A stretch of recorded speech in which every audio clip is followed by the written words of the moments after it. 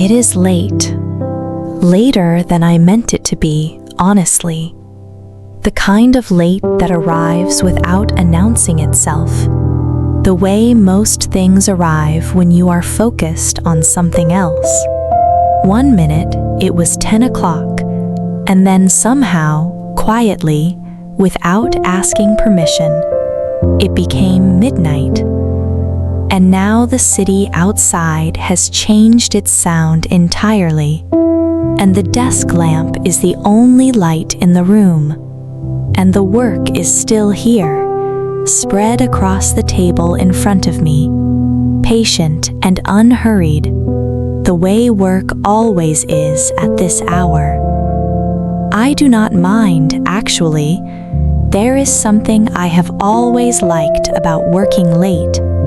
Not the tiredness exactly, not the slightly blurred edges of things, but the particular quality of silence that comes into a room when the rest of the world has gone to sleep. The way everything unnecessary falls away. The way thoughts move differently at midnight, slower and cleaner somehow, following one idea all the way to its end, instead of being pulled sideways by whatever comes next. Outside, the city has not gone completely quiet. It never does, not entirely, not here, but it has changed. The daytime sounds, the traffic and voices, and the general busy hum of people going about their lives have mostly faded. What remains now is something more like an undertone. The low, continuous, barely there sound of a city that is still technically awake, but breathing much more slowly, like a large animal settling into rest. There is a word for a low, continuous background sound almost below the threshold of conscious hearing. Hum. H-U-M. Hum.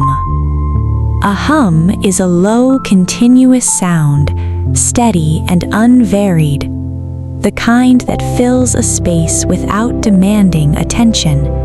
The city hums tonight, far below and far away, a sound more felt than heard, like the vibration of something enormous running very quietly in the background.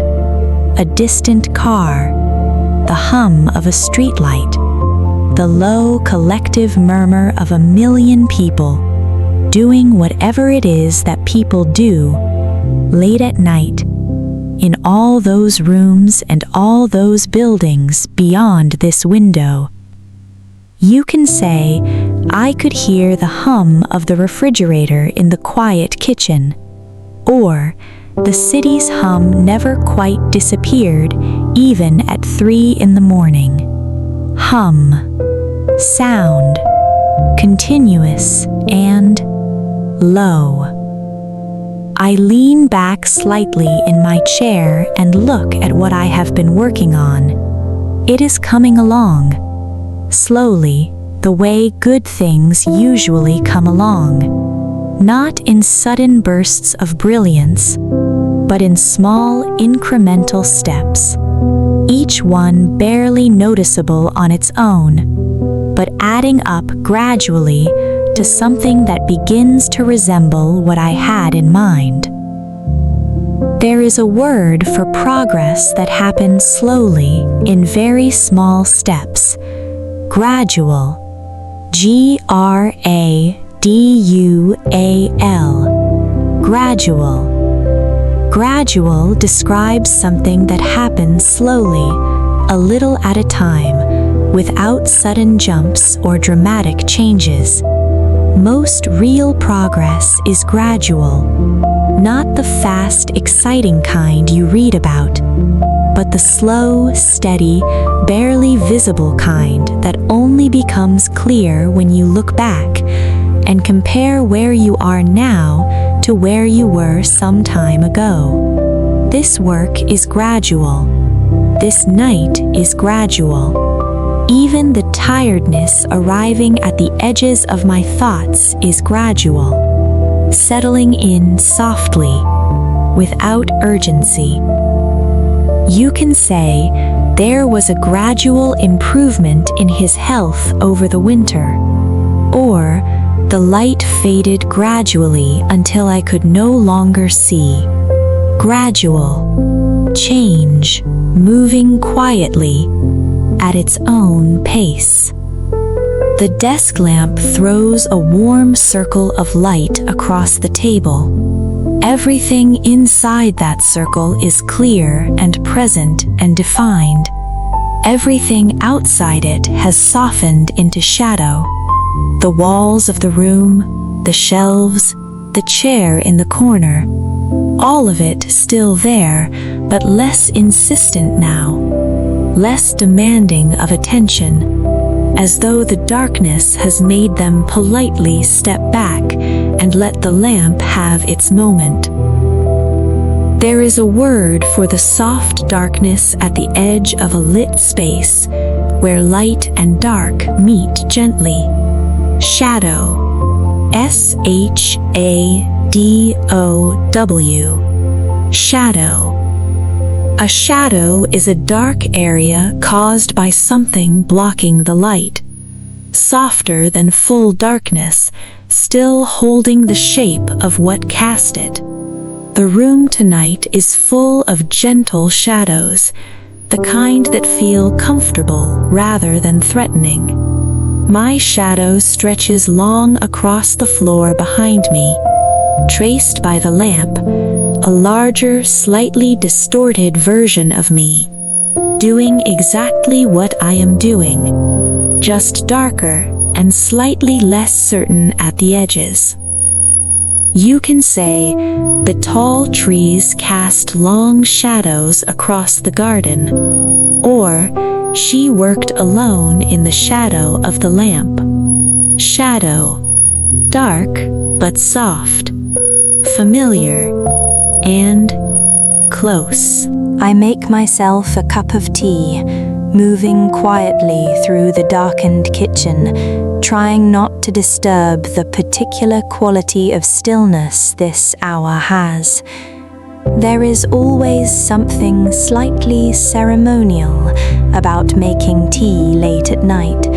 The kettle's low boil, the slow steeping, the careful carrying of the full cup back through the dark to the small warm circle of the lamp. There is a word for something done as a repeated, meaningful ritual with quiet care and attention. Ritual. R-I-T-U-A-L. Ritual. A ritual is an action or series of actions performed regularly, often carrying a sense of meaning or comfort beyond the practical. Making tea at midnight is a ritual for me, not because it is complicated, but because doing it the same way, in the same order, in the same quiet darkness, signals something to the mind. It says, this is still a good night. This is still a manageable hour. You are still here, and there is still tea, and that is enough. You can say her morning coffee was a ritual she never skipped, or the family had small rituals that made every evening feel complete. Ritual, a repeated act, holding something quietly in place. Back at the desk, cup in hand, I return to the work. It is the kind of work that requires a particular quality of attention, not the sharp, caffeinated attention of early morning, but something softer and more patient. The kind of attention that allows you to sit with a problem for a while without forcing it, to hold a question in your mind loosely, the way you hold a small bird loosely, firmly enough not to lose it, but gently enough not to harm it. There is a word for this quality of gentle, patient, sustained attention. Focus. F-O-C-U-S. Focus. Focus describes the ability to direct your attention to one thing and hold it there, not scattered, not pulled in different directions, just present and steady. Late at night, focus feels different than it does during the day. Softer, perhaps less sharp, but I think somehow also less distracted. The world has reduced itself to this desk, this lamp, this work, and in that reduction, a particular kind of focus becomes possible, quiet and unhurried, and entirely its own. You can say she needed complete silence to focus properly, or his focus sharpened as the room grew quieter. Focus, attention given fully to one thing. Outside, somewhere below, I hear the distant sound of a single car passing, then nothing again. Then, a few minutes later, what might be voices, two people perhaps, walking home together from somewhere, their words too far away to make out, just a rhythm, a rise and fall of conversation, fading quickly as they move further down the street and out of earshot entirely. I think about those two people for a moment, where they have been tonight, what they were talking about, there in the dark on their way home through the empty streets. There is something quietly lovely about overhearing a conversation without understanding it. It reminds you that the world is full of stories, happening all around you all the time, most of them invisible, most of them their own entirely. There is a word for something overheard by chance, not intended for your ears. Overhear. O-V-E-R-H-E-A-R. Overhear. To overhear means to hear something accidentally, without the speaker knowing you are listening. I overhear the city tonight, its late half-sleeping sounds, the distant car, the brief voices, the hum that never quite stops. None of it meant for me, all of it arriving anyway, through the glass, through the darkness, into this warm and quiet room. You can say, I overheard them arguing in the next room, or she overheard her name mentioned in the conversation. Overhear, sound arriving uninvited.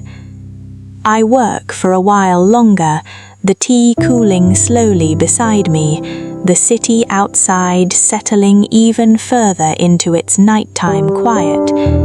There is a particular kind of satisfaction in working late, a sense of being ahead of the world somehow, or perhaps more accurately, of being behind it, in a place the daytime has not yet reached, where things move at a different pace, and nothing is required to be efficient or productive, or anything other than simply present. There is a word for a feeling of quiet pleasure from something well done or truly enjoyed.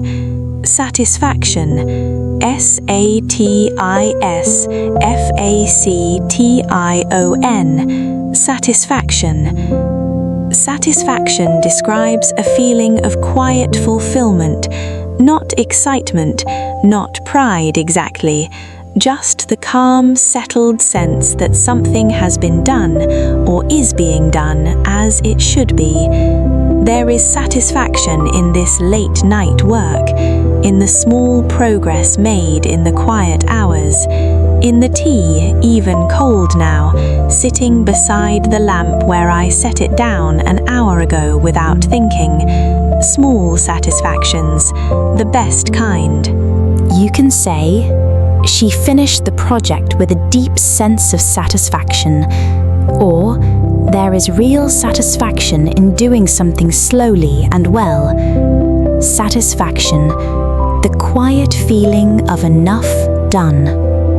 The city outside has grown even quieter now.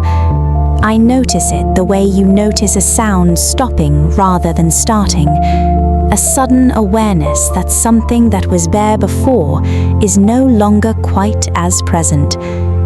The hum has softened to almost nothing. The occasional car has become rarer, more widely spaced.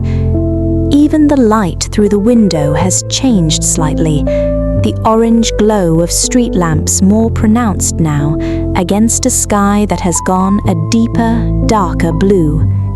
There is a word for the dark blue color of the sky in the deepest hours of night, past midnight: indigo. I-N-D-I-G-O. Indigo. Indigo is a deep blue-purple color, the color of the sky just before it reaches true black, the shade that belongs exclusively to the deepest hours of night. The sky outside is indigo tonight, visible between the orange halos of the distant street lamps, deep and still, and quietly enormous, a color that does not ask to be admired, just accepted, the way most beautiful things at this hour simply ask to be allowed to exist. You can say, the night sky deepened to indigo after midnight, or she wore a long indigo dress that seemed to hold the color of the night. Indigo, the sky's deepest hour. I set down my pen and look at what I have done tonight. More than I expected, honestly. These late hours have a generosity that daytime does not always have, a willingness to stretch, to let one thought lead slowly to the next, to allow the kind of unhurried work that fills in all the spaces that rushing always leaves empty. There is a word for a quality of openness and willingness to give freely: generosity. G-E-N-E-R-O-S-I-T-Y. Generosity. Generosity usually describes giving freely to others, but it can also describe a quality in things, in places, in time itself. A generous view from a window, a generous amount of time to finish something, a generous silence that holds space for thought. Tonight has been generous. The late hours are, to those who stay inside them long enough to let them give what they have to offer. You can say, she was generous with her time and her attention, or the evening had been generous, full of quiet and good work. Generosity, giving without being asked. I look around the room for a moment, away from the work, at the bookshelves along the far wall, their spines faint in the low light, at the window, the glass dark and slightly reflective, showing me a dim version of this room superimposed over the city beyond it, at the cold cup of tea I forgot to finish, at the small, ordinary details of a room that has held me through a long night without asking anything in return. There is a word for taking in a scene or situation fully, with quiet attention. Absorb. A-B-S-O-R-B. Absorb. To absorb means to take something in completely, whether information, light, liquid, or simply the quality of a moment. I absorb this room tonight, the lamp, the shadows, the window, the work spread across the table, the faint city hum, the particular stillness of an hour that most people sleep through entirely and never know. You can say, she sat quietly absorbing everything around her, or it took him a moment to absorb the news. Absorb, taking in, slowly, everything a moment holds. There is a particular kind of loneliness in working late that is actually not lonely at all. It looks like loneliness from the outside, perhaps, one person in one lit room with the whole sleeping city spread out beyond the glass. But from the inside, it feels more like solitude, chosen, comfortable, the particular pleasure of being alone with your own thoughts and your own work without interruption. There is a word for a state of being alone that is peaceful and chosen rather than forced. Solitude. S-O-L-I-T-U-D-E. Solitude. Solitude is chosen aloneness, the peaceful state of being by yourself without feeling lonely. Late-night work lives in solitude. It asks for it, actually, like certain kinds of thinking only happen properly in solitude, without the presence or expectations of others. This room, this hour, this quiet city beyond the glass, all of it is solitude. And solitude, entered willingly, is not a hardship. It is one of the quietest pleasures there is. You can say, she craved solitude after a long week of meetings, or he did his best thinking in complete solitude. Solitude, alone and entirely at ease.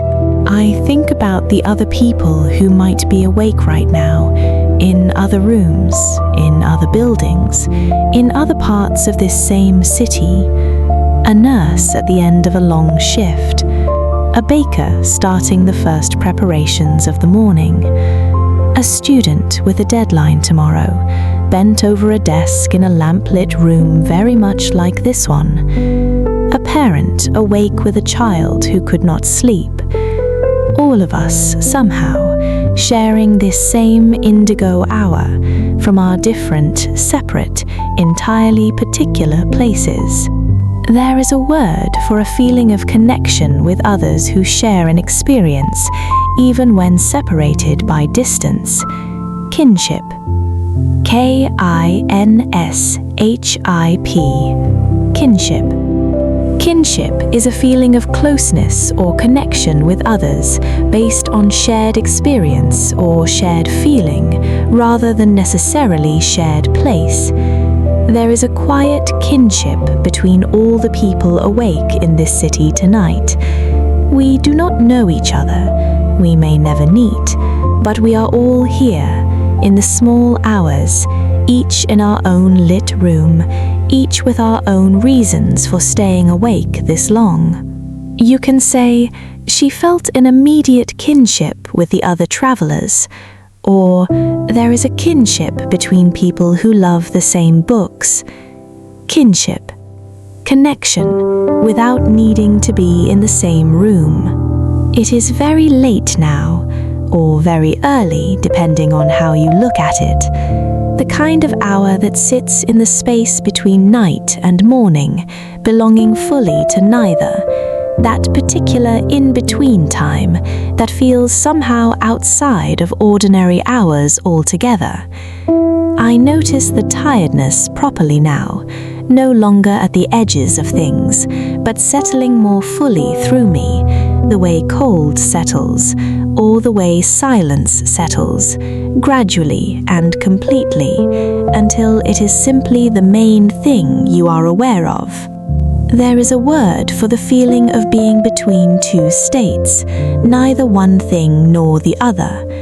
Liminal. L-I-M-I-N-A-L. Liminal. Liminal describes a threshold state, a transitional space between what was and what will be. This hour is liminal, not quite night, not yet morning, not fully awake, not yet asleep. The city outside in a liminal state too, between its nighttime quiet and its daytime noise, holding still in the deepest blue before it begins the long, slow process of becoming tomorrow. You can say, she felt caught in a liminal space between two chapters of her life, or there is something magical about the liminal hour just before dawn. Liminal, the space between one thing and the next.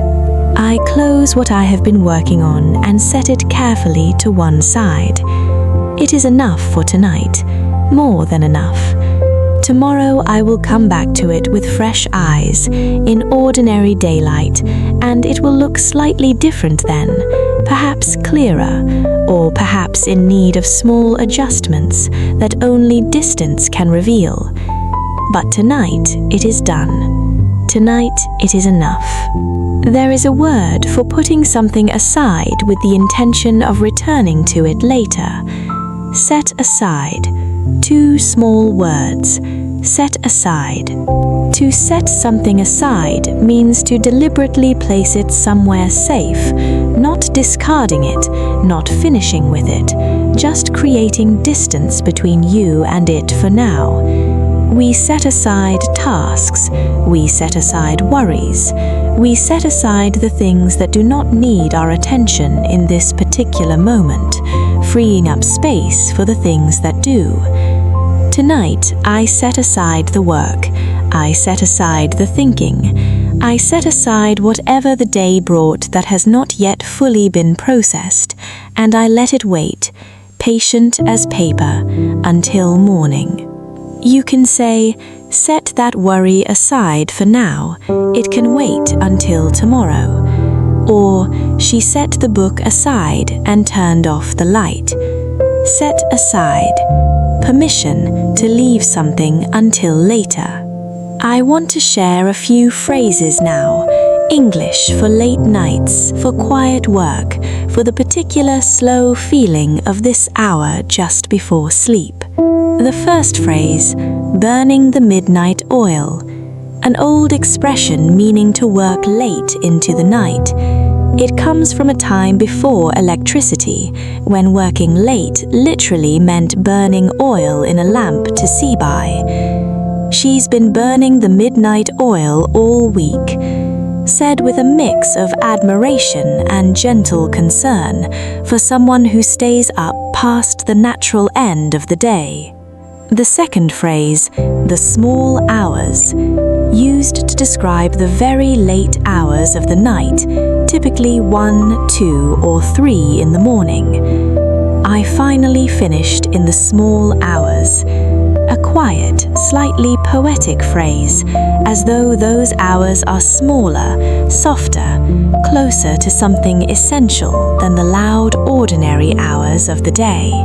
The third phrase, let it rest, used to suggest stopping work on something and returning to it later with fresh perspective. You've done enough tonight, let it rest. A gentle instruction, often given by someone who cares about you, all by the part of yourself that still does. The fourth phrase, wind down. To wind down means to gradually relax after a period of activity or stress, the way a spinning top winds down as it loses momentum. I need a little time to wind down before I can sleep. An honest, useful phrase for the space between work and rest, where most of us spend at least a little time each night. And the fifth phrase, call it a night. To call it a night means to stop what you are doing and go to sleep. I think it's time to call it a night, said with a small, tired satisfaction, the kind that comes from having stayed long enough, done enough, and now choosing, deliberately, to stop. The words from tonight, hum, gradual, shadow, ritual, focus, overhear, satisfaction, indigo, generosity, absorb, solitude, kinship, liminal, set aside, words for late nights, quiet rooms, and the slow, gentle work of the small hours. The phrases, burning the midnight oil, The small hours. Let it rest. Wind down. Call it a night. I turn off the desk lamp. The room changes instantly. The warm circle of light replaced by the softer, cooler glow from the window. The indigo sky and the orange street lamps, now the only light in the room. It takes my eyes a moment to adjust, and in that moment of adjustment, in that brief, soft darkness, something shifts. The working part of me steps back, the resting part of me steps forward, and the night, which has been waiting patiently outside all this time, finally has permission to come fully inside. Your hands are still now. Whatever they were doing tonight, whatever work they held, they can put it down. They have done enough, more than enough. They can rest now, open and warm and unheld, the way hands rest when the night has finally given them permission to. Your eyes are heavy, not the heavy of strain, not the heavy of too much screen or too much small print, just the natural, honest heavy of a long day and a longer night, reaching, finally, their natural end. Your eyes know what they need.